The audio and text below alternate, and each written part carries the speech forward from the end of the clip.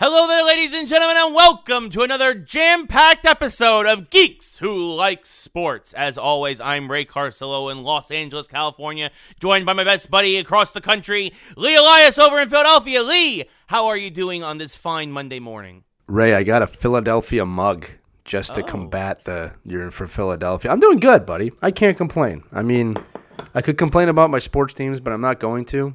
Disney Plus has come to the earth finally with a tremendous show. I mean, life's pretty good right now for me. All right, I hope it's good for you out there. If you have Disney Plus, life's really good right now. All right, it's amazing. People are still kind of trying to complain about it, but everybody's like, "It's so funny." It's so good. It's so good. Yeah, I'm good. Thanks for asking. Yeah, no, of course. And as you mentioned, today's episode will probably be a little Disney Plus heavy in particular. Folks, you're going to come on a journey with us, either warm or cold, because we are going to be talking about the first two episodes of The Mandalorian. They are out. Both Lee and I have watched them. I watched them yesterday. I'm sure Lee watched them as soon as they dropped. I mean, folks, it's really good. I have spoken. Like, I don't know. Yeah, exactly. Like, I have spoken. Like, I don't know. I'm going to begin my self-destruct sequence now. It's like, no, don't self-destruct. No. Yeah. Like, I mean, even the people they got for this first episode, Carl Weathers, Taika Waititi. Okay, hold on, Ray. Stop. Spoiler alert. Spoiler alert. Yeah. If you have not watched knew it, Carl Weathers was there. That was well. That's fair. That's fair. Okay, I just don't want to do it because someone's going to slip. It's going to be you or me or both of us. Spoiler alert: if you have not seen The Mandalorian yet on Disney Plus and you want to see it before you hear us talk about it, we are going to spoil these episodes. Keep listening or turn it off. It's your choice. But spoiler alert, spoiler alert, spoiler alert, spoiler alert. Yeah. Thank you. It's no, for sure. And it's not. It's so good. And it's not a big time commitment. The first episode was 40 minutes. The second was 30. I watched them both on a plane. Yeah. I mean, I watched them both last night. I actually took a break. I watched the first one. Then I watched John Oliver because it was the season finale for him on HBO. And then I watched the second episode. Yeah, and I was like, oh my God, it's not even midnight yet. And it's like, it was good. It was good. All right, let's roll back. Let's start from just the launch of Disney Plus.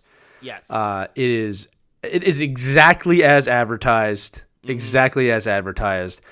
You could go around the movies and the shows on there forever. I definitely watched a lot of original X-Men from Fox on there over the weekend. And I did not skip over the intro for those of you who are asking. Never skip the X-Men intro. Never do. It's. We talked about this on another episode. It is definitely one of the top 5 all time. Yeah. Intros, okay. Yeah. Everything's on there except for a few things. I noticed Spider-Man Far From Home is not there. That's probably contractual. We did realize that there are certain Disney releases that probably will not be on there immediately, like after they get to home video, which is okay. Right. I mean, they got to try and make their money on that. I'm okay with that. Yeah. But overall, it's unbelievable. And then their original content, The Mandalorian. Man, is it good. It's just 2 episodes in, so plenty of time to screw it up, which I don't think is going to happen. No, it's going to be an 8-episode season. Each new episode drops every Friday. Yeah. So. And every episode is Star Wars movie level, as we thought. Like I said, none of this should be a surprise. Jon Favreau is in charge of it. Yeah, he wrote it. He executive produced and wrote.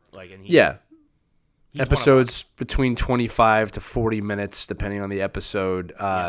It's funny. I was reading an article about that. People are like, why are they so short? I'm like, because it's a major motion picture, you morons. Yeah, if you put it all together, it's a 3.5 to 4 hour series. At cinema level, Star Wars level. Star Wars season's here, Ray. It's here. Yes. I'm going to get, oh man, Fallen Order's coming.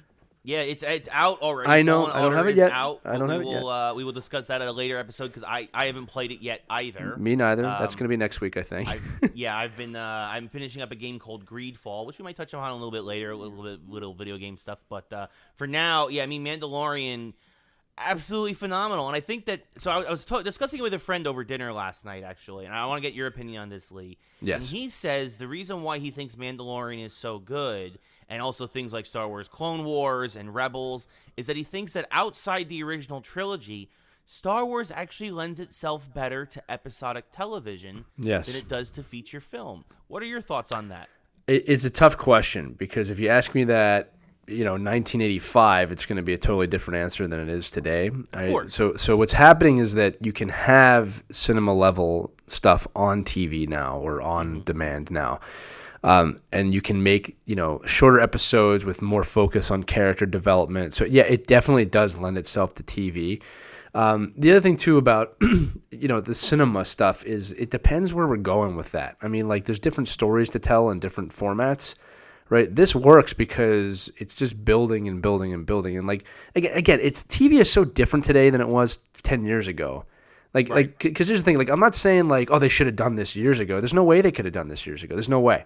Yeah. Right. But in the current state of television, sure. in the current, it's you can do it now, and I think Game of Thrones proved that for 90% of that run. All right, and look, it's funny that Star Trek has kind of flipped back to cinema, but now they're coming back to TV as well, and they're looking to Picard to save them, and he will. All Access, Yeah, so I think this show definitely works better. I mean, but there's already been talk after just 2 episodes of, the Mandalorian's going to get his own movie. And I'm like, why? No, we don't need a Mandalorian movie. This works just like this. I mean, Hollywood's got to wake up. Like you've had 2 major flops from major franchises. Charlie's Angels, by the way, I want to bring this up. Charlie's Angels made $8 million. That's really bad. Yeah. I mean, it's a lot of money. But again, it's a lot of money. Who was asking for another Charlie's Angels movie? Like, again, it's just... Yeah. And I get it. I think Elizabeth Banks executive produced it or whatever. She was one of them. And like, I'm sure there are certain people... That's the thing, too, is that certain people in Hollywood who have a lot of money and a lot of pull and a lot of power. And, and certain people... And, like, there are certain franchises, I'm sure, that are near and dear to your heart. And that's perfectly fine. We all have certain things that probably... are a beat more niche than others, and this might be like hers, but you got to understand if you're trying to put this out to a mass audience, that you might be the only one who really wants this, and that you're going to probably lose a lot of money. There's another franchise that probably should have been a TV show, but it might have started as a TV show. A rebooted, I was about to say, a rebooted Charlie's Angels TV show might have worked. The thing is, you said it, no one was asking for it. It was slightly, not politically charged, but it definitely had the, I don't know how to say this right. It had a little bit of an overdone, like, not women's power thing. I'm not against that. It's just, you know what I'm trying to say? It was too much. It's like, what are we doing here? Why would I want to watch this right now? You know what I mean? And I don't know. Hollywood's got to figure itself out. But before we jump into that, Mandalorian, let's just talk about it. Yeah, so it's great on TV. It's great as a Disney Plus show. The major things of obviously is being referred to now as Baby Yoda, right? And the show did a great job of really introducing the Mandalorian. And like right from the start of the show, you realize this is not rated G. Yeah. He does a bounty hunter kill within a minute. I believe he kills someone within a minute. I mean, just setting the tone. I mean, you don't see all the blood and gore, so it's hard PG-13. It's Star Wars. That's what I said. It's Star Wars, but it's good. It's really good.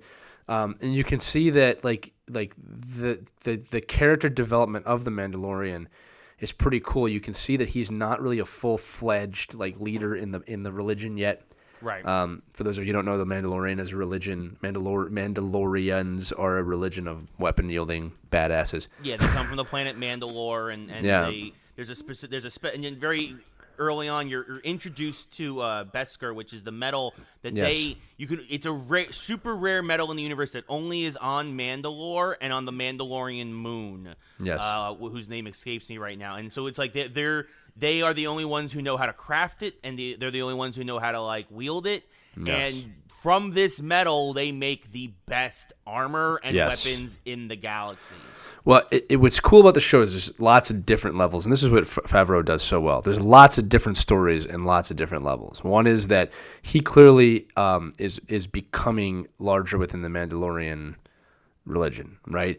The other thing too is like you can see like they don't explain it. This is so genius, right? You know he has got a long way to go, but you don't know where he's at, and like you can see that there's a story building there, right? Yeah, that's number one. Number two is his backstory. He was taken from his family or found from his family, which if you watch that scene again is being attacked by a battle droid from the prequels. Yeah, right? Clone So Wars, so that's sometime during the Clone Wars. I mean, there's very subtle but very clear throwbacks here, which is pretty cool. Also makes him distrust droids completely, as most people from that time that were taken over by the battle droids. Yep. But it's also a Mandalorian thing, right? And then he is obviously very well trained, and then the end of the first episode, they find this baby Yoda. Now, there's a billion questions about this character, which is awesome. Is that a clone of Yoda? He's 50 years old, which means, and I don't know if you know this, Ray, if he's 50 years old, and if you do the timing on this, he was born exactly the same time as Anakin Skywalker. Oh, I didn't even think about that. That's so really, I did my nerd search on this, and I was like, oh, okay, so Anakin, because this is just a few years after Return of the Jedi, and Darth Vader, Anakin would have been 50. Right. So this thing came into being at the same time as Anakin Skywalker, and it has been confirmed, I believe, canon, that the Emperor Palpatine, somehow conceived Anakin. All right. There is a lot of stuff out there now that Palpatine actually is the mysterious father of Anakin Skywalker. Now, I think a lot of that's about to unveil itself in the next movie. Right, yeah. Okay. I think a lot of big old family tree is going to be revealed in Rise of Skywalker. That and like also I'd be surprised if there's not cloning aspects to this, because like people are like, wow, the cloning thing, it's an easy way out. I'm like, no, that's an established Star Wars thing, and it has been for a really long time. Okay, like a really long time. All right.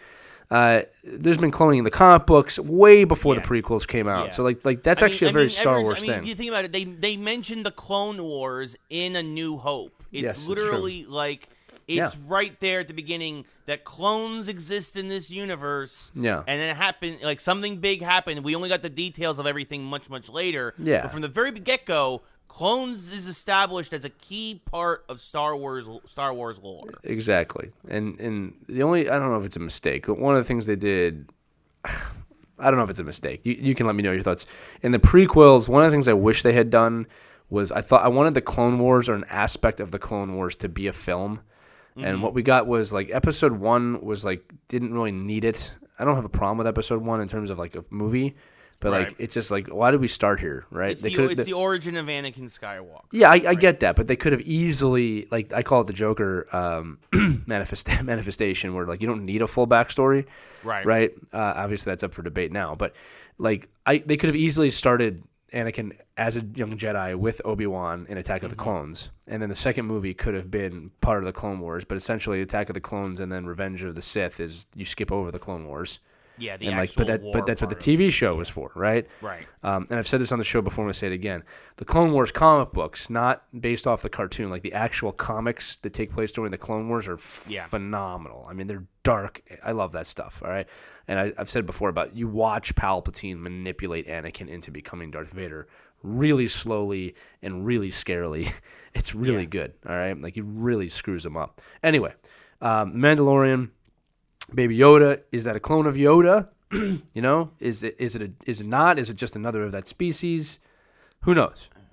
I'm leaning to you don't know. Obviously, we'll find out probably by the end of the season. I don't think it's a clone. I think it's just another So I texted you something, Lee. I don't know if you watched it. It was very interesting. It was a rant by Freddie Prinze Jr. on I've heard about this. I did see that come through. And he basically explains the basic underlying premise of Star Wars is that everything has to have balance. Exactly. And that goes back to what I was saying about them being born at the same time. Exactly. And that's what I'm saying, which is why I don't think he's a clone necessarily, but like when the Emperor, if he did conceive with Shimi the Anakin, or use the Force to give her a baby or whatever, that the Force would then counteract it by having another Force wielding being of Yoda's species. We still don't know. We know there's Yoda, Yaddle, and now Baby Yoda. And that's it. Yaddle, who knows where she went? Yeah, she just completely disappeared after so the first episode 1. Yeah, so for those of you listening who don't know what we're talking about, Yaddle is another Yoda species female that appeared in episode 1 on the Jedi Council and then was never heard from again. Yeah, because we don't know whatever happened to her. She could have. She could have passed away. She could have been super old. They can do whatever they want. No one's asking for her. So no, exactly. But now that we have this other being, I'm sure that might come up again. Like, I mean, is it I mean, as crazy as it is, could it be related directly to Yoda? Yeah. Not just who knows? Like, who knows? But when the Force, the idea is, again, the premise of my tangent here is that the Force always provides balance. It does. So that when Anakin is conceived, there is like Lee said, now, and especially now that you mentioned the age, is that this baby could have been Force manifested as well as an equal, an opposite reaction to Anakin, which is also why Werner Herzog's character, the Client, as he's known as at the beginning of The Mandalorian, is possibly, who seems to be an Imperial agent, is searching for this being probably on behalf of the Emperor or the remnants of the Empire. I got to throw a monkey wrench into your thoughts. Yes. Okay, so because I'm a nosy Star Wars person, in that scene that you're speaking about, there is another person that comes out that he introduces, and he says, "Don't shoot me," right? You know what I'm talking about? Dr. Yes. Pershing, yeah. Now, here's the problem with your theory. And again, this is just a monkey wrench. They can do whatever they want. Who knows? If you look closely, Ray, at his outfit, he is wearing the insignia of the Camino cloners. Oh. So it's like, oh no! So if you look at that scene closely, if you look at his shoulder, he has a patch on his shoulder, and that is actually the Camino cloning facility. Interesting. All of the clones of Jango Fett had that on their shoulder. Okay. So now again, it doesn't mean that the Yoda is a clone. It might mean they want him to clone him. I mean, there's a lot of different ways. Yeah, they could do different things with that. Keep in mind, this is an Imperial group here. Like that, we didn't talk about that. So the person that wants to find Yoda, that hires the Mandalorian to find Yoda, is an ex-Imperial because the Empire's gone. I guess I don't know. At this point, it's we don't shambles at this point. Right? Yeah. So, but it would make sense that they have control over the cloning facility on Camino. So again. Really cool, like that's what I'm saying. There's something there with cloning, maybe, or that they just threw it on there to throw it on there. You never know. But that's a cool scene because all of the stormtroopers that are there, some really beaten and battered rough stormtroopers, right? Because this takes place a couple of years after the Imperial forces fell after the destruction of Death Star 2. It's like 3 to 5 years after after Return of the Jedi, and basically the Empire. It's a remnant. I mean, obviously they're going to probably rise at some point into the First Order, but at this point, it's the skeleton of what it once was. It's really cool. And the Republic is in charge. The new Republic has been founded. Yeah, but they haven't even gone into that. I'm actually very interested to see how they introduce that. Some other things too. Some other awesome things. So one of the things about The Mandalorian is that there's a lot of throwbacks to different types of bounty hunters in the last episode, episode 2. We got some Bosk-like people, lizard-like people. Some Trandashans, we got some Trandashans. And then even better in episode 1, we got one of my favorite bounty hunters is called IG-88. This was not IG-88, but it was an IG unit. IG-11. It's in the lore because I looked this up myself. Sure. IG-11. There you go. He's a IG-11, played by Taika Waititi of all people, That's which right. I thought I recognized the voice, and he did it. Taika Waititi, for those of you who don't know, directed Thor Ragnarok. Recently did a movie called Jojo Rabbit, which is great if you haven't seen it. It makes fun of Nazis, which we're all about. We hate Nazis on the show. Yeah, and obviously Taika Waititi does too. He very much camps it up. He puts on whiteface and makes himself Hitler, an imaginary Hitler. It's very funny. But he plays the voice of IG-11, so there's some good comedic timing. He keeps basically his whole thing is he keeps threatening to self-destruct whenever the odds go wrong. Never tell him the odds. Now, here's the funny thing about the IG unit. Okay, so again, using Star Wars historian here, the only looks we have at an IG unit outside novels is one does appear very briefly in Jabba's palace. It doesn't move. It's just kind of standing against the wall. But what I remember of IG-88 is the hit game from N64, Shadows of the Empire, in which you have to fight him in a junkyard, and he was hard. But that was like when I was really introduced to him. And then this show just took it to a new level. I mean, you see him in full out mode. He kill is mowing mode. People down. And it's awesome. It's so awesome. It is so good. Yeah, and then you watch it, I'm like, this is it. It's happening. Yeah. Right? But like they show how formidable he could be, and then obviously him and the Mandalorian is just hilarious together. It's really good comedic timing. Like, and that's the thing, you don't see that coming. It's like, oh my god, this is this isn't just a dramatic show. Like there are bits of comedy in this. Like it pulls you in a lot of different directions. Like it's really, really well written, and as you would expect from something like Jon Favreau. Like and then there's carbonite freezing. I mean, it's just everything, right? Oh, I mean, folks, this is like the very beginning where I guess I'm not going to see my family. I guess not.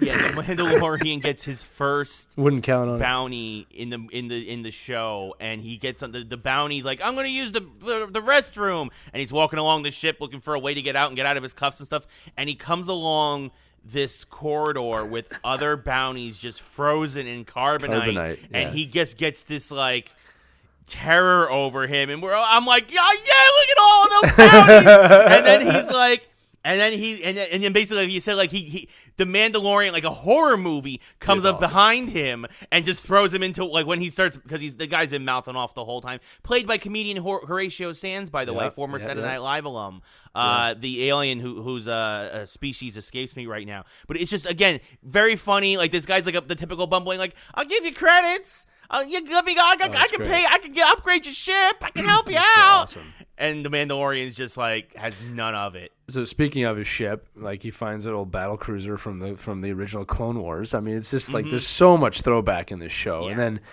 And then Nick Nolte's character is also pretty cool. The Ugnaught, the Ugnauht's pretty cool. You've seen Ugnaughts before if you've watched this Star Wars Empire Strikes Back.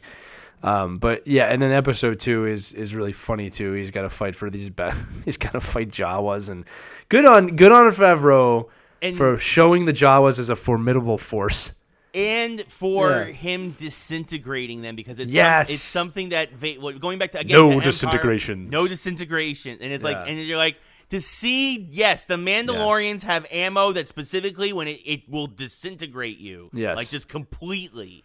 And like using it on Jawas, who make amazing cannon fodder, yes, was a perfect way to do it. They're grunts. Yes, and also I will say this: probably the most poignant line of the 2 episodes so far for me came from Nick Nolte's Ugnaught, where he basically where the Mandalorian obviously takes a shine to him because he's helped him. The Ugnaught helps him out over the course of this adventure. And he's like, I can make you a part of my crew. Like, I think you're very formidable. And he's like, I've worked my entire life, so like basically not to have you in servitude anymore. So I appreciate it. But he's like, and it just kind of talks about the Ugnaughts as a people, because obviously, again, going back to Empire, they were kind of slaves on Cloud City in a way. Like they were lower citizens, kind of keeping the place afloat. And so I don't know. Is he a Cloud City Ugnaught? I don't know, but he's clearly. I have spoken. He's clearly seen some stuff, and he definitely, I think it was a very poignant line for him to kind of. Do you know? Did they ever say what planet he's on? No, that's my one. If I had one gripe, is that you never know exactly what planets he's ever on. Well, if he's on Tatooine, that would make a really interesting thing with the Yoda, but. Like, I don't think we don't know. Though. I don't think it's Tatooine. The only it's because there's Jawas is the only thing. Like, do Jawas exist on multiple planets? We don't know. I think so. I mean, especially because these Jawas are different. They wear different cloaks. Their land crawler is a different color. Like, it's like I mean, obviously there could also be more than one tribe of Jawa on Tatooine. It was awesome. It was a fun scene when he's checking the Jawas, and the Jawas beat him. And like I like that because it shows sheer numbers. Well, and again, it goes back to what you were saying too, is that he's a bit not inexperienced, but he's not a full-fledged Mandalorian. He's rising up the ranks, but he's not there yet. He's not at the top. I like that he's not there because it gives the character a place to go. Yeah, and the other funny thing is when he's got to negotiate with the Jawas. Yeah, and there's the one I thought was the funniest thing. I actually laughed when I saw this.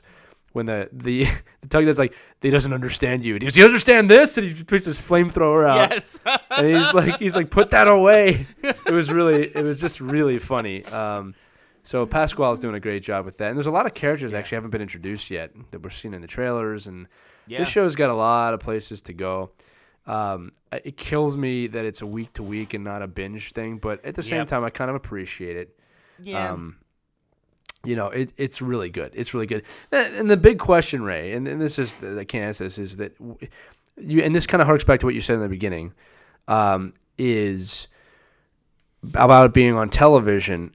Is this going to coincide in any way with the movies? right? Yeah. And the answer is I don't know. It doesn't have to, but it's like, like I don't expect to see a baby Yoda in The Rise of Skywalker. Well, he wouldn't be a baby at that point, but like he wouldn't have aged enough at that point to even be relevant. No, now I mean, I'm thinking about it. Yeah, he'd be like what, 75 maybe. Yeah, if that. Yeah, like yes. I will say that it's interesting that he's like a toddler at 50. Oh, it's right? awesome. Because I'm like, because I'm trying to figure out like if so Yoda dies around 900, almost 1,000 years old. So you figure he's like, so in my mind that would put like his species age rate to 1/10 of what a human is. Yeah, but clearly. There must be a rapid maturation at some point with this species. There's so many ways they could explain that. It's not 5 years old. Well, here's the thing: he can walk. He can walk, right? Yes. All right, and he can't seem to communicate, at least to our knowledge yet. Right. But they could also. He is a force user. Yeah, but they could explain that away of like who's been raising him. Where's he been? That's true too. It's 50 years. Where's he been? You know what I mean? So like you said, like there might be a pubescent period where these things go.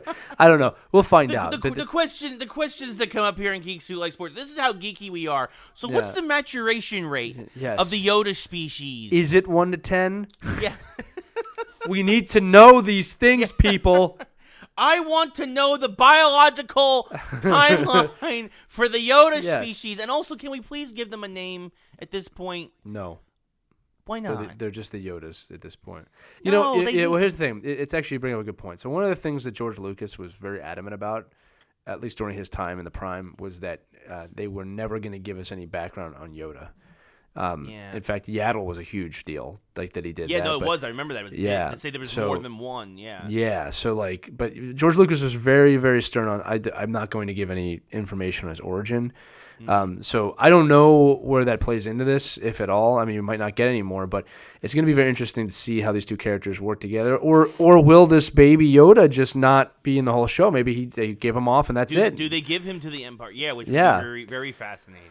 And what's the Empire going to do with them? Are these guys really bad? I mean, there's a lot. Like you said, who said everybody in the Empire was bad? I mean, and now here's crazy speculation. What if this baby Yoda is the key to the rise of the First Order? Right. What if there's such a huge gap there that still has not really been explored too much? And here's another thing that hasn't been explored: Luke Skywalker, Leia Organa, Han Solo, everyone is still around in this time period. How does Luke not sense a Yoda-like being using the Force?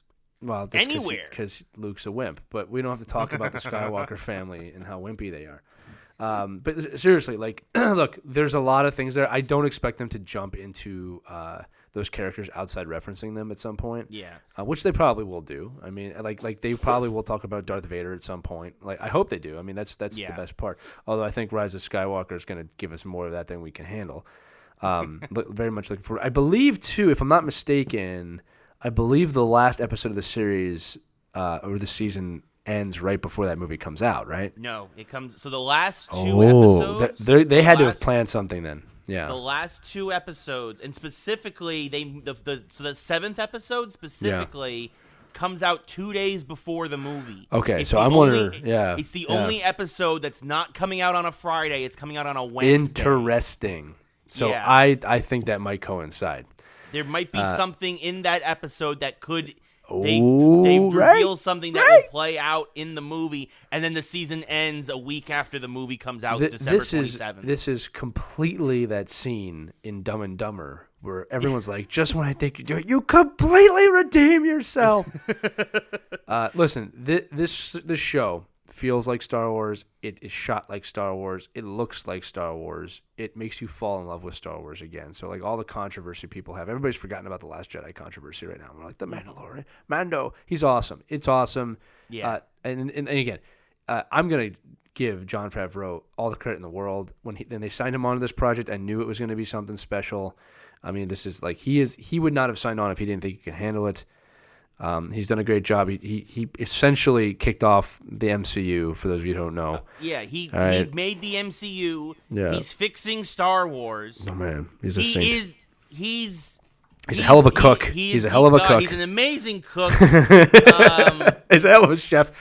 Listen. He has a show. I love that movie. That's a great movie. So Chef is a movie that he was in. It was phenomenal, right? Yeah. But I'll tell you the only problem I had with it in a minute. Now he has a show out called Chef, which he cooks with celebrities. He kind of learns how to cook with celebrities. Yeah, but Ray, I have I have a serious gripe with this show.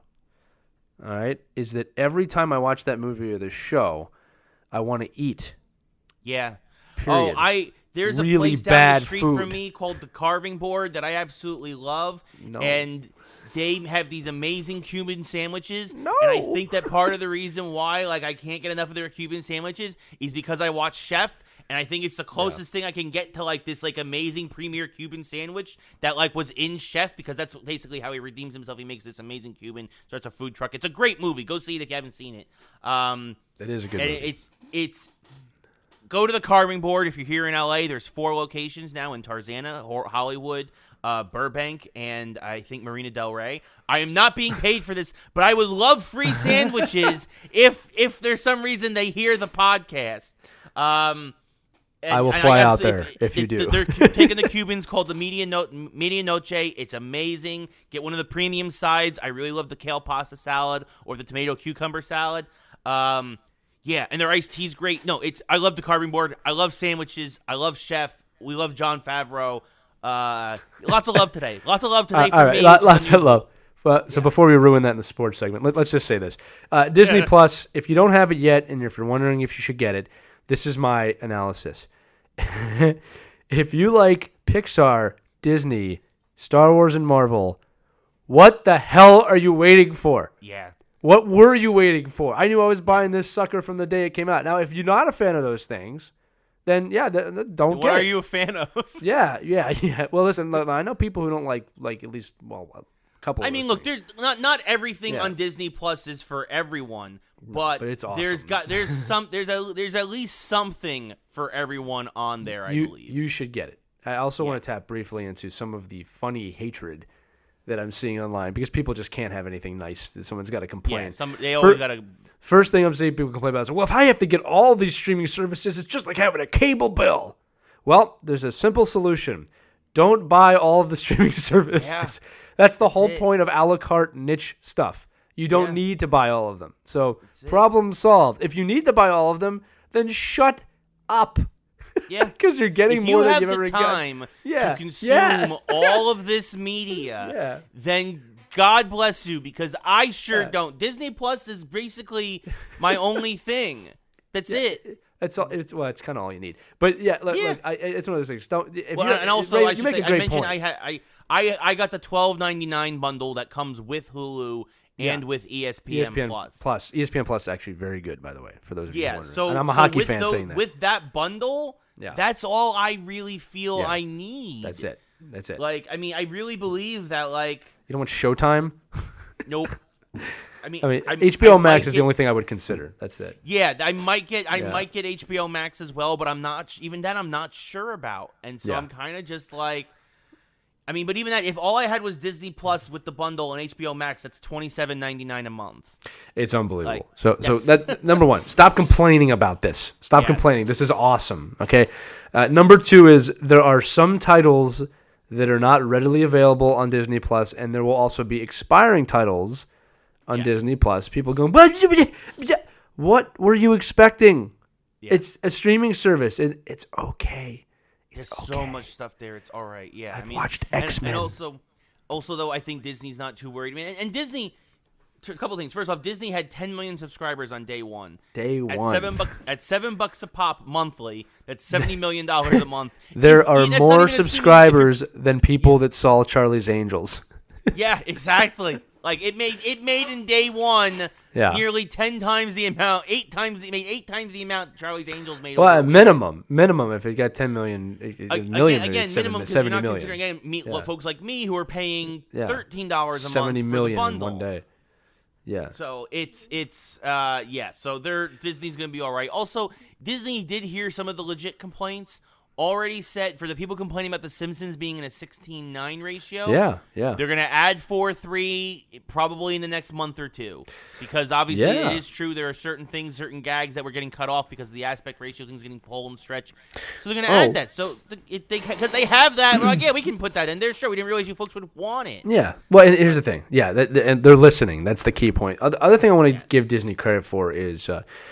For those of you who you probably heard that there are some cultural warnings before some of the films, meaning that like there are some films that Disney has made that have given poor cultural performances, I guess, or depictions. Products of the time. Sure, a little bit. But I want to give Disney credit for doing that, but also not putting them on there, like not just not having the movies on there because it might offend somebody. Like, good for them for including it all, because it's like, yeah, look, this is our past. It's there are some things that you'll never see on there. No, for sure. I mean, like the Michael Jackson episode of The Simpsons may never come on there. Go on YouTube if you want to see that. But yeah, Lisa, it's your birthday. Happy birthday, Lisa. I think it's a great episode. But yeah, I did too. Yeah, I think that. I mean, and even that. Like, I mean, Warner Brothers actually, to be fair, like Warner Brothers actually started that with Looney Tunes. A lot of the old Looney Tune cartoons. Yeah, I watched some of those actually, and I was like, "Wow, this is bad. This is really bad." If you want to see what we're talking about, because I'm not gonna dare talk about them, but go on YouTube and search like banned Looney Tunes episodes. Mm-hmm. They're rough. They're really bad and they're really outdated. And again, Warner Brothers. Probably more saving face. Instead of blocking them. Yeah, go ahead. Sorry. Yeah, they're there. Theirs is probably worse than Disney's, but like they basically same thing. They're not going to block them, but like, look, this is a warning. These were products of the 1930s and 40s. A lot of them. Yeah. We don't necessarily agree with these views, but to alter them in any way would be a disservice to the times, because again, you can't ignore it's bad to ignore history. Well, Ray, are there any examples of that you can prove your point? Mine's with Schmatzy Shermany. Yeah, I don't know. Yeah, fascism and stuff like that. Kind of. We can't talk about that. Yeah, seriously, your history is your history. You got to deal with it. You got to learn from it. Can't change it, but you can learn from it and become better in the future. Yes. That's why destroying certain things. Some things. It's a debate. We're not going to get into this. It's a Disney Plus. That's a deeper topic. If your biggest problem is that you can't get the Michael Jackson episode on The Simpsons on Disney Plus, you've won the day. Yes, good for you. Yes, that is a good problem to have. Yes. But yes, look, we can't stop gushing about it. If you don't have it, what are you waiting for? If you listen to this show, you have to have it. Like, to be honest with you, go get it. Don't sit on the fence. Go get it. You won't be disappointed. Yeah. What will disappoint you, transition, is the NFL. All right, another not Disney property. So transitioning to sports here. Before we get into like the games from the week, it's just another abysmal NFL week of some good football, some bad football, some surprises, but just crap leading the headlines. A NFL blitz moments. Yeah. Right, I'm going to let you jump into it, but it's like, I mean, every week except for last week. Last week was pretty boring by all accounts, but I can't wait for the XFL to show up. It's like they're playing into their hands. It's unbelievable. Yeah, no, it really is. I mean, for those of you who don't know, who didn't watch the Thursday night game and haven't heard about it yet, Steelers versus Browns, classic rivalry. Tensions were high.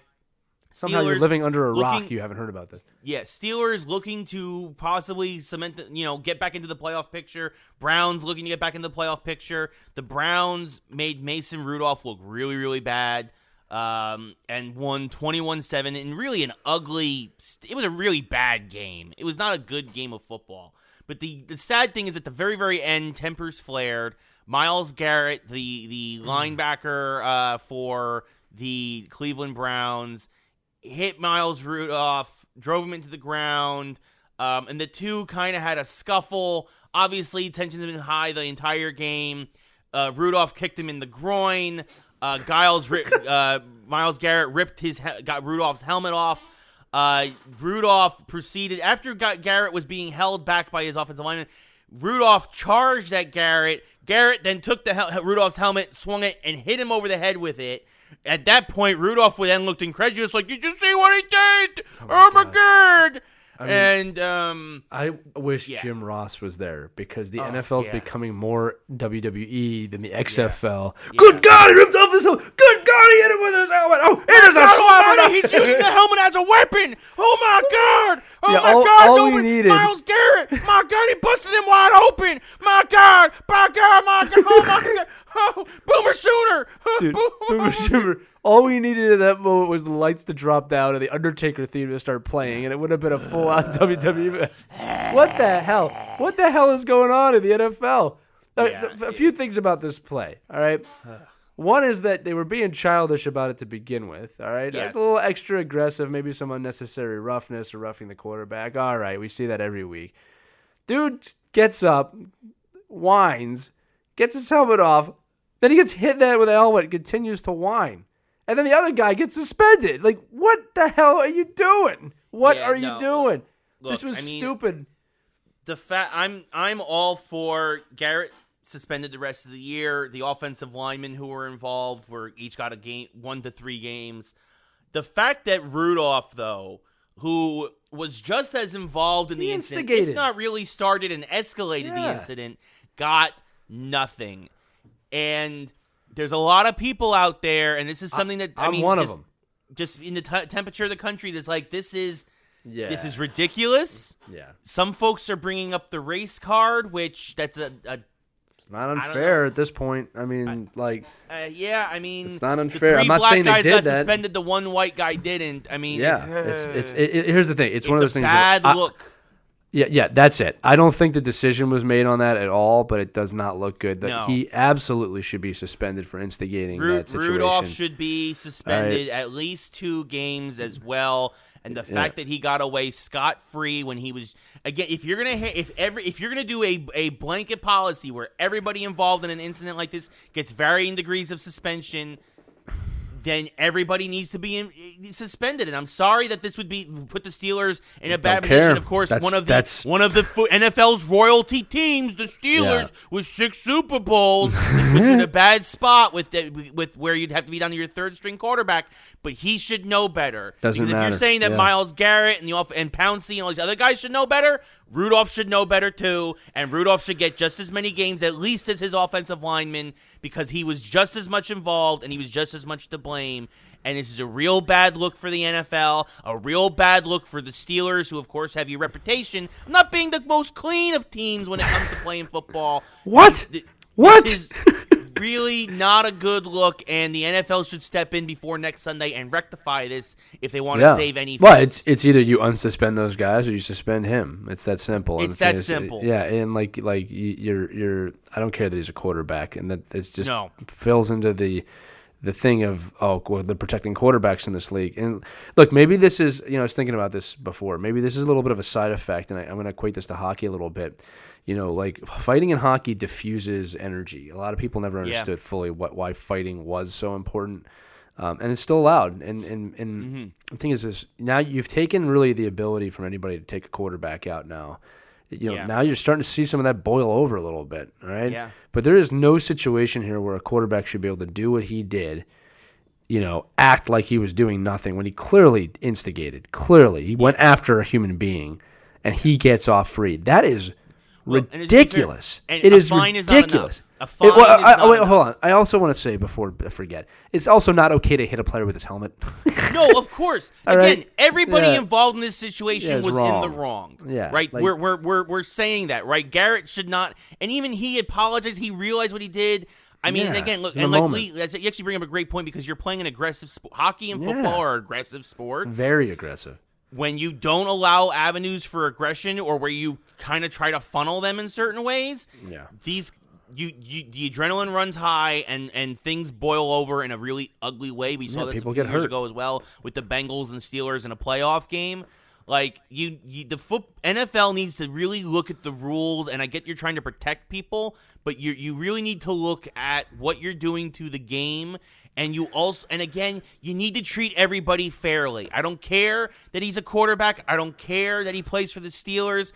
And again, it looks really bad that the one white guy in this incident gets off scot-free and the 3 black guys are going to all lose money. Really bad. And I'm going to say this again. I do not believe that was decision was made based off that, but it does not look good. And and you got especially you have it, especially with what Kaepernick just happened. I was league, just going to say that on another controversial situation now. Yeah, we have to talk about that for a second, but. We'll get to that in a minute, okay? Because we do have to talk. We would be doing you a disservice if we didn't give us our thoughts on that. But it's just, what? NFL, what are you doing? Yesterday in the Eagles-Pats game, a game in which the Eagles lost 17-10, right? Ray I texted back and forth. The Eagles score a touchdown.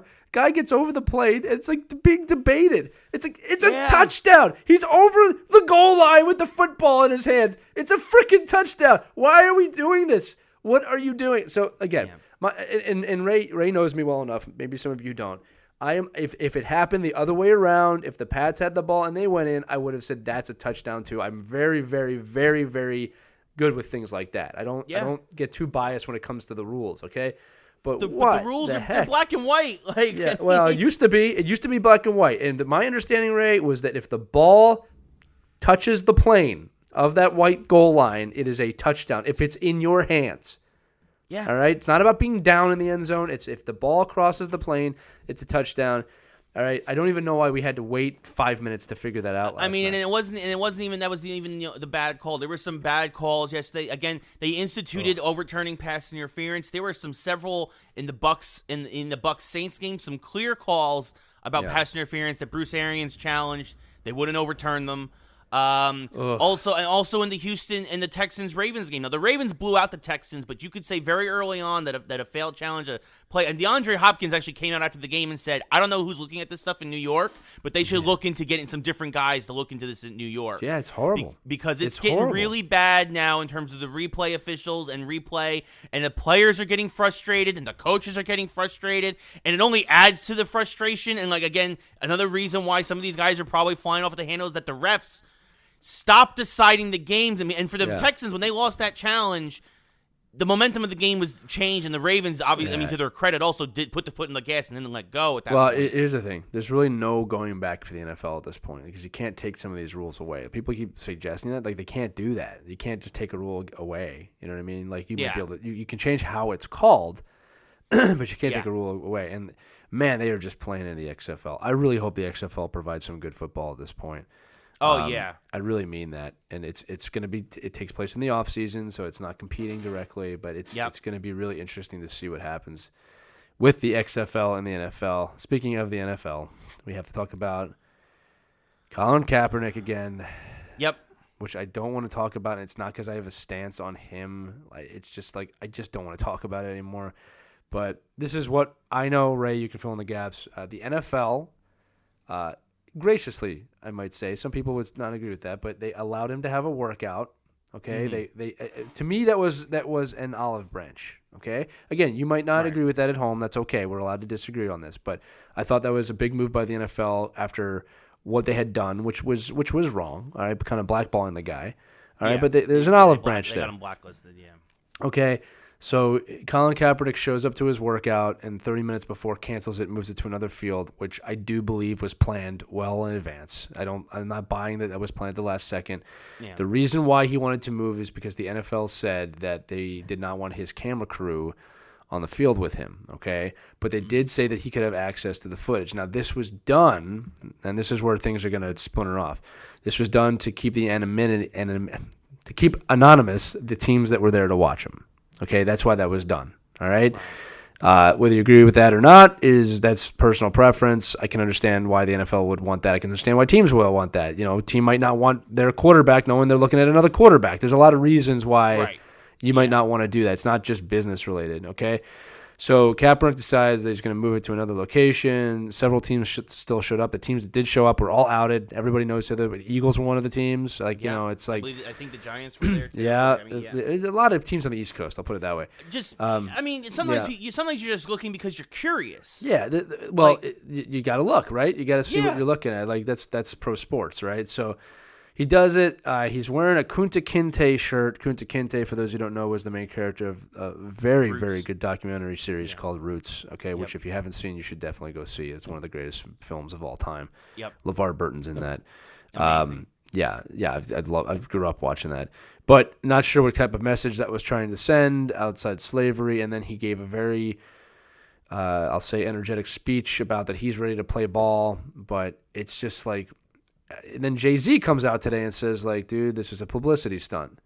So it's like, I don't get it anymore. And here's the thing. and I want somebody, honestly, look, I'm also not African-American. I'm also not a minority. So, like, I fully admit there's things here I'm not ever going to understand. And I'm not going to try and understand the sense of I can't change who I am. All right? But I'm always willing to listen.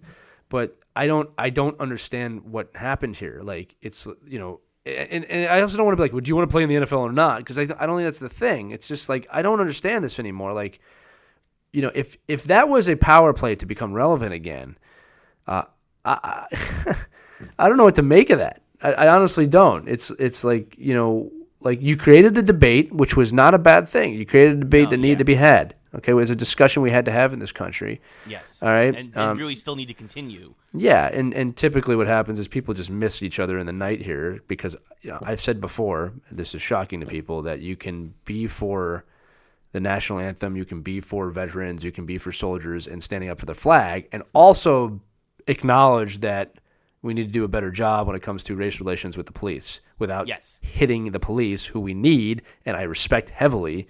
You can actually have both of those things. But we're living in a time when you have to be right over having civil discussion, which I actually did a whole video about that on my other channel recently. So good.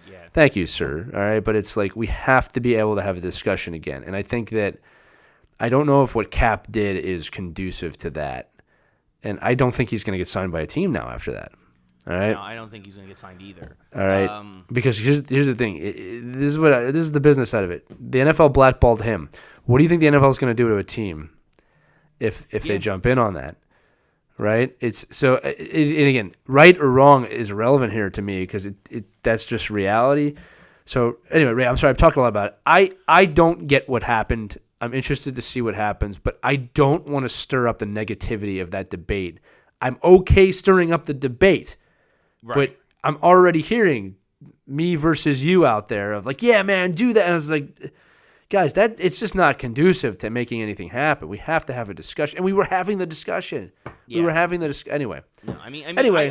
I still think, I really do still believe that Kaepernick does want to play football. Maybe I'm giving him the benefit of the doubt. Maybe I'm an optimist, at least when it comes to this.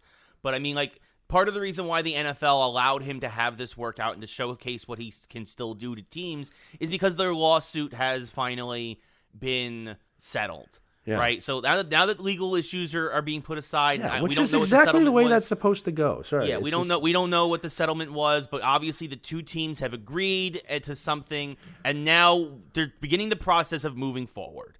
I mean, you have to give credit to Kaepernick, who probably gave up the prime of his career for something that he believed in. Well, he didn't give it up. Well, it was taken from him. It was taken away from. Yes, right. It was. Sorry, it wasn't. Yeah. It was taken away from him. I knew you'd agree with that. That's why I said it. Yes, yeah. It was taken away from him, but he was he made that sacrifice for something that he believed in. It was a choice. It was mutual. He chose to make that sacrifice because he could have very easily shut up. Yeah, he could have shut up and just kept playing. Yeah, exactly. I mean, and that's not. Fair. And to his credit, he's like, no, this is something I feel strongly about. Yeah. And again, like Lee said, it is a civil debate that we should have. And like Lee said, like, I stand with the soldiers, stand with the police, believe in the flag, but also agree that there's sometimes if there's a few bad eggs out there, and that those bad eggs, when they are caught, should be punished because nobody's above the law, and they should be punished justly, just like if you or me did something. I have never seen, and I mean this in a positive way, I actually haven't seen. I've seen more cops called out because of this justly in the last couple of years than I have ever before. I've also seen it unjustly, but I'm saying like I've actually seen more cops called out on this stuff than ever before. So again, look, progress takes time and it's usually pretty volatile, but it's happening. All right. I just don't understand what happened yet, like with this workout. And the thing is, I don't think he's going to get a team now because of that. I think if he, but and here's the other thing too. It's like, man, it's like the NFL. Like, again, people listening, you have to understand. I see this from both sides. It's like the NFL, but this college branch, you took advantage of it, and it's like, that just wasn't the move to me. Like you could have made something happen, because I'll tell you what, getting back in the league is a big deal for him. Meaning, in what he stood for. You know what I mean? Like. And he could have came back with welcome arms. And, here's another player I talk about all the time, actually, with Travis, a friend of ours, right? He talks about Malcolm Jennings on the Eagles, okay? Malcolm Jenkins, who is as much, if not more, involved in this than Kaepernick, okay? But what Jenkins does is he goes to the police force, and he works with them, and he works with our local government here in Philadelphia on policy in a city that is overrun with violence right now, okay? Yeah. He's actually doing something. Sorry, I don't want to make it sound like Kaepernick's not doing anything. That's not unfair. But I'm saying that he's actually physically going to these places and working with them. And that's something that's good. I'm not saying that what Kaepernick did was bad, okay? Again, it created a debate that had to happen. Yeah, shining a light on a shadow is always a good thing. But Malcolm Jenkins is actually doing something in terms of policy. He's actually trying to work with both sides, and like that's the type of stuff. He's not wearing like one of the things that Kaepernick did that really bugged me was when he wore those pig socks. Mm-hmm. Police that are pigs getting shot. I'm like, dude, what are you like? What message are you sending right now? We should kill cops, and he'll say that wasn't the message. I'm like, it's just too much for me. It's like it goes too far. Yeah, you know what I mean. Again, you have to be civil. You have to again.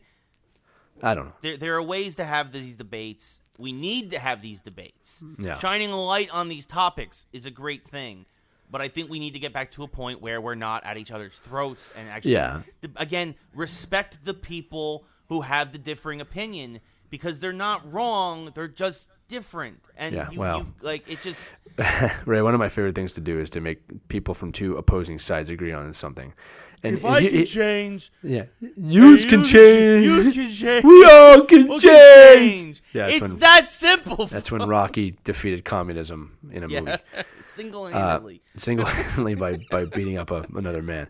Look, here's the deal, and this is kind of be my final thought on it, is that at the end of the day, and you're going to have a hard time convincing me otherwise of this, anybody listening, both sides of the aisle actually want what's best for this country. We all want the country to succeed, to my knowledge.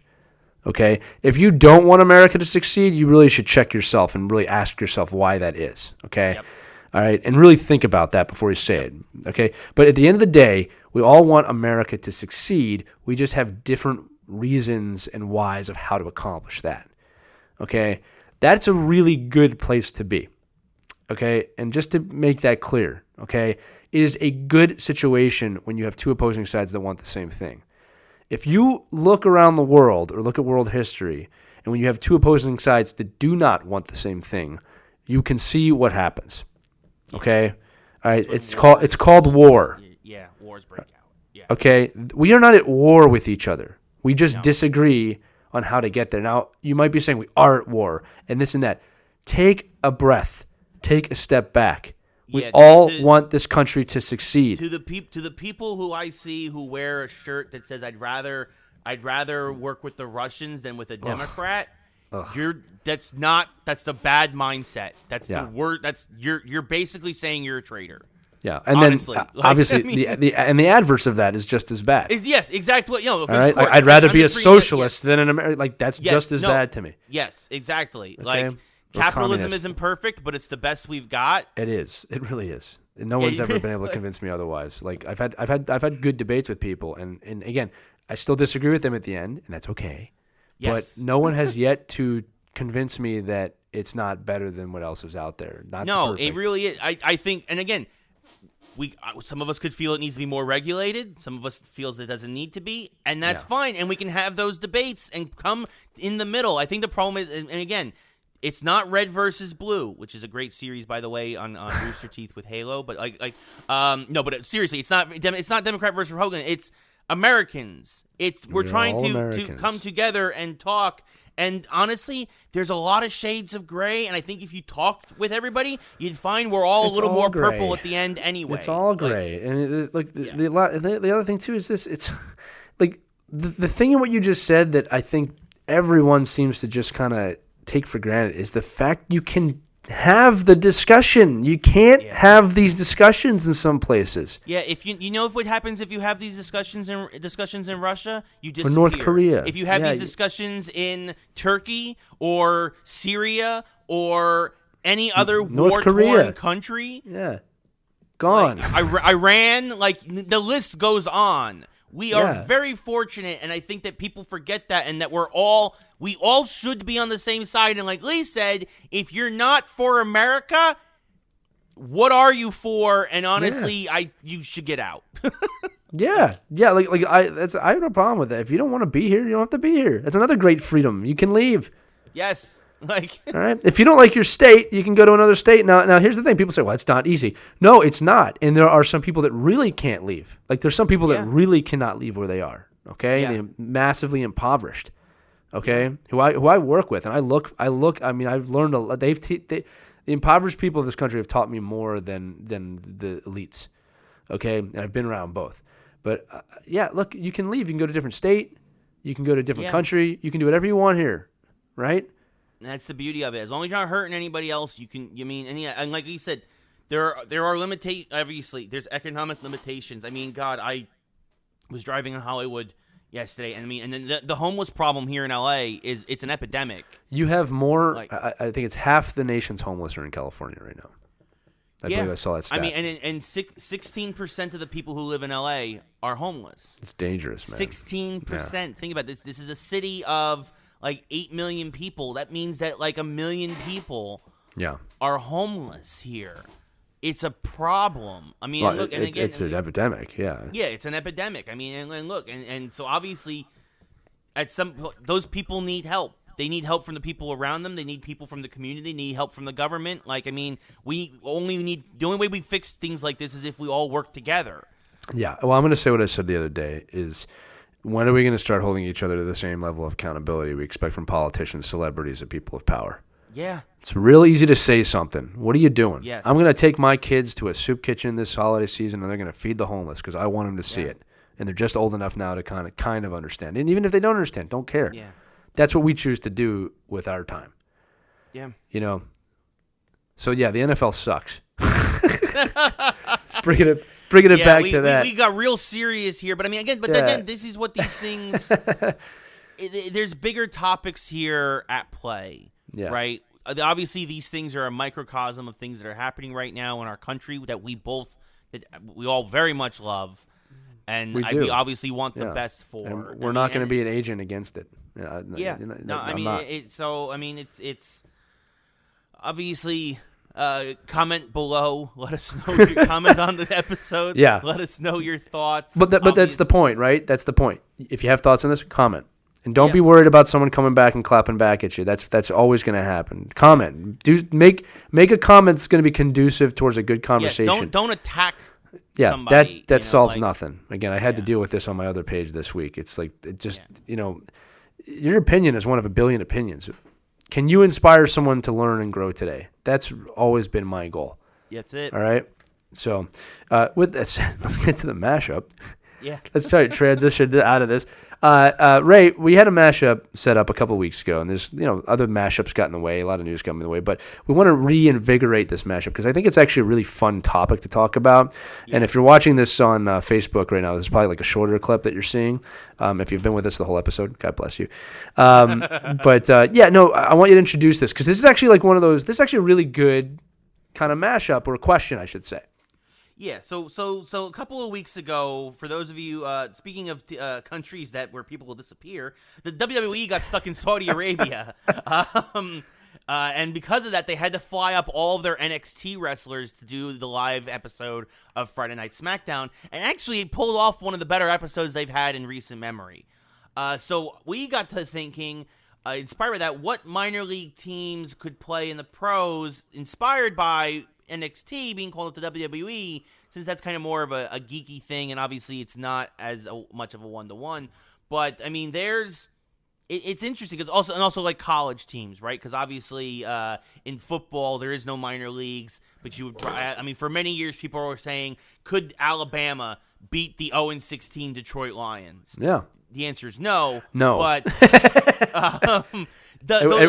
we'll talk about why in a minute. But yeah, go ahead. Yeah, but especially like this year, could Ohio State or LSU beat the Cincinnati Bengals? Right, like that's like right now currently the worst team in the NFL. Could the worst NFL football team lose to the best college team? Is a good example. Could an AHL team be called up and beat an NHL team? Yes. We actually even saw this. Yeah. We saw the Oregon Ducks women's basketball team a few weeks ago beat the women's Olympic team. That was an amazing upset. Like for me, for the Oregon College women's team beating the national women's team for the USA. So it does happen, like in fun scrimmages. You'll see this too. Like sometimes the Yankees will play like the University of Virginia or something, or whatever in preseason as a warm up. The Yankees always win, as they should. But it's an interesting experiment. Wait, are you talking about that game or just the Yankees in general? Little from column A, a little from column B. Obviously, a pro ball team should beat a college ball team, unless there is an incredible amount. Obviously, the Yankees aren't sending always their best over to those games, and who knows? That's the beautiful thing of sports sometimes, especially in something like baseball or hockey or basketball. I think you could see a quote unquote lesser team or a college team or pull off an upset once in a blue moon. It depends on the sport and it depends on the situation. So, like for the parameters of this mashup, let's just say it's a one game thing, and it's kind of like, could this team win? Right? It's not the best of 7. It's not a 99 out of 100 because we're just going to give automatically the benefit of the doubt to the pro team in that scenario. Okay. Right. But one game, winner take all. Right? Could it happen? Now let's go by sport. Right? What sport do you want to do first? College football in the NFL? Yeah, I mean, because I think that's the one example where I don't think it would ever happen. Yeah, I will say it. There is not an NCAA D1 team that could beat an NFL team. No. I don't believe that it could happen, even if they had a good day. My reasoning for that is that on an NCAA Division I football team, even Alabama, right? Even if 10 of those guys are getting drafted, you're going against too many guys that are drafted. The NFL team is the best player from every college team. Yeah, it's just not going to happen. You can't compete. Not even in the coaching too. It's a different game. But I do not believe that an NCAA football team could defeat an NFL team in football. I do believe that an English Premier football team could beat an NFL team at soccer. And vice versa. That's a real mashup right there. Yeah. I just believe that, right? Now I'm getting visuals. I'm getting visuals of linemen trying to run after a ball. It's a 350-pound lineman trying to go after a soccer ball. Yeah. NFL, there's no way. I don't think that. NCAA basketball versus an NBA team. I do believe that the best college basketball team could give the worst NBA team a run for their money. Which is the Knicks. I wanted to hear you say that. God, they lost again the other day, a heartbreaker. They were leading the whole game, and then the last second 3 against Charlotte, and they lost by 1. Like it's painful. It's painful to be. But and here's the thing. I think the odds are still in the Knicks' favor, or the worst team in the league's favor. Yes, but I do believe that they could win. Duke or UNC or somebody. Like you said, you're playing 100 games. Yeah. I could see the college team winning 30 times against the Knicks. Yeah, that's fair, right? Like now, moving on to hockey. Hockey's a little complicated because there's different levels, right? So there's a lot of different levels. There's the major junior / NCAA level. Mm-hmm. Those teams I do not believe could beat an NHL roster. No matter how hard they try. It's the same thing as the NFL. Just the NHL roster is too stacked. Yeah. Even if an NHL roster overlooked the college team, they're not beating an NHL roster. Right. Now, an AHL team could absolutely beat an NHL team. Yeah, for sure. I agree. But that's because it's their 5th, 6th, 7th, 8th lines. I mean, they're already NHL caliber. There's just things that are missing. Now, the NHL team would win more often than not, But I do believe that an AHL team could beat even a good NHL team on any given night. Yeah, no, that's fair. I mean, yeah, if you were to take the worst NHL team, which I guess is the Red Wings right now, and you were going to take I believe it is not the Red Wings. Oh? I believe the worst team in the league is the New Jersey Devils. I mean, I just assume that every year. Let me just repeat that real quick. I believe that the worst team in the league is the New Jersey Devils. Ray's looking it up right now. Even if I'm wrong, I still said that the worst team in the league is the New Jersey Devils. Yeah, I mean, screw the Devils, but I mean, I have respect for the Devils organization. I don't. But I'm a Flyers fan, and I'm sorry you have to deal with this. If you're going by points, Minnesota is the worst team in the league. Ouch. If you're going by winning percentage, Detroit is the worst team in the league. The Devils are the worst team. No, they're down there though. Unfortunately, the Devils with their Rangers, roster. We're tough. not far off with those teams. Unfortunately, of course, the Rangers have also played a lot less games than a lot of people. If you're looking at points, the Rangers actually 500. The Red Wings are far below 500. Yes. The Red Wings have played 5 more games than the Rangers. So yeah, I believe that the Minnesota Wild could possibly lose to the best team in the AHL right now. And then getting a baseball, we've seen college teams beat MLB teams before. Yeah, I mean, it's rare, but it does happen. Yeah. The bats are hot. They're hot. You know? So I mean, that's the thing about, and if a pitcher's off, if he's just laying in fastballs, like it's just. Yeah. It is what it is. So, I mean, until you take the best minor league team, you take the best college team, they could definitely win. It might be even 50-50. Well, you see this in preseason all the time, or you see. I mean, like you talk about the Yankees and their minor league club. I mean, I've seen the Reading Phillies beat the Phillies in preseason, but again, that's they're not going for it. I mean, nobody cares at the end of the day. I mean, I always love it. Well, you couldn't even beat an AHL minor league team. Like, what are you doing this for? Why? Yeah. But yeah, I think in those sports, I mean, and then it's an interesting thought. I mean, because really there's no other, I mean, the only nobody has a minor league division outside baseball and hockey. I mean, and there's the D League, I guess, in the NBA, but that's a little different. That's a little, it's not quite there to being a true minor league. I mean, in baseball, I mean, so again, we said NCAA teams could beat an MLB team. I mean, AAA team could beat an MLB team. Again, it comes down to how the bats are working in the outfield. I mean, if you put that into a 7-game series or 100-game series, it comes down to pitching, and the MLB is going to win that every time. MLB will win. Yeah. MLB will win most of that. I would say 85% of the time. Yeah, unless the manager's dumb and pulls the pitcher because he gave up a walk and a home run, in the middle of the game. It's like Game 7 of the World Series, but no one would do that.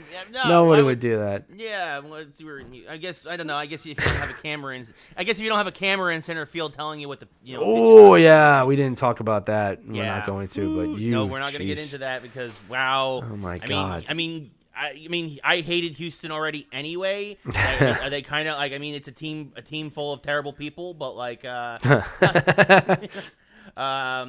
mean, I shouldn't say that. Not all of them, but I mean, when you're, I don't know. Oh gosh. Ray, don't malfunction. Yeah, I'm going to self-destruct. Do not self-destruct. Yeah. Yeah, we're just gonna leave it at that. Yeah. Houston. It doesn't surprise me that they cheated. I mean, it's just it is what it is. So far from Boston, though. So Yeah. it's so far from New England, though. Yeah, I know. Wait, what? Look, Nothing. There are just some teams that are going to try and do whatever they can to get an advantage over other teams that they're just not confident enough in that they can win on their God-given talent, and you do what you got to do, I guess. This is why e-gaming is going to take over because it's fair. Yeah. Can't cheat in that, really. If you're cheating in that, you're doing something right. I'll put it that way. What were they doing? They were stealing signs. How do you do that in a game? Yeah. All right, next episode, we'll both have played Dark, the new Star Wars games. Yeah, Sorry. Fallen Order. Ray's actually, we didn't have any time for it today, but we want to talk about Pokemon Sword and Shield a little bit. Ray's going to give a review. I have a review on EGM. I did my first professional review. Welcome back. Welcome back. Yeah, on your own terms, I might have it. Way to go, buddy. Yes, thank you. It felt very good to review something again. It's on Metacritic, obviously EGMnow.com. They've changed their review system since I left, but amazing. Yeah. You're You're a trailblazer, Ray. I love you. Thank you. I did what I could, while I could. But no, yeah, I gave it 4 for their system. I gave it 4 out of 5 stars. But next week we'll talk about it next week. Oh yeah, we're really Pokemon late. Go. I could go. I could talk. Yeah, don't get me started on Games League because I'm playing a lot of stuff as always. I got a lot. What are you playing right now, Ray? A game called Greedfall. You said don't get you started. What are you doing? You asked the question. I know. I love setting you off. Tell people what you're playing right now. I don't want to kick you. I'm playing Greedfall. It's an interesting RPG from Focus Home Entertainment and a developer called Spiders over in Europe. It's kind of like a very poor man's Witcher. It feels a lot like a last gen RPG, kind of in the Oblivion, Skyrim, first Dragon Age realm. It's not as big and it's not as polished as you'd like, but it's got a really good story and really good character development, and I'm really starting to get into it about 25 hours in. So, Ray, do you know what you are? What? You're a massive geek who likes sports. Yes, I am. Dun. Boom! Transition. Yes, and to every one of you out there who have been listening to this entire episode, we really appreciate it. We're back. Recorded this on a Monday morning. The holidays here, yeah. Yeah, so we appreciate everybody who listens. We appreciate everybody who writes in. We appreciate everybody who promotes the show. Please let your friends know. Share it, do all that other stuff. Obviously, you can download this wherever podcasts are downloadable. Join the Facebook group. Email us at geekswholikesports@gmail.com. And if you own a Cuban sandwich shop, sponsor us. yeah, please. I would love if the carving board. You don't have no idea how much I would love if the carving board sponsors. Even if I just got free sandwiches for the rest of time. The benefit is of being on the East Coast. It's lunchtime here, Ray. So I've got to go. Yeah, I don't. You gotta wait. You gotta wait. Go. All right.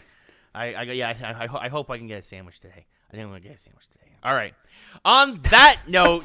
Thank you all so much for listening. We really appreciate it. For Lee, I'm Ray. This has been Geeks Who Like Sports, episode number 32. We'll talk to you next week, everybody. Bye-bye.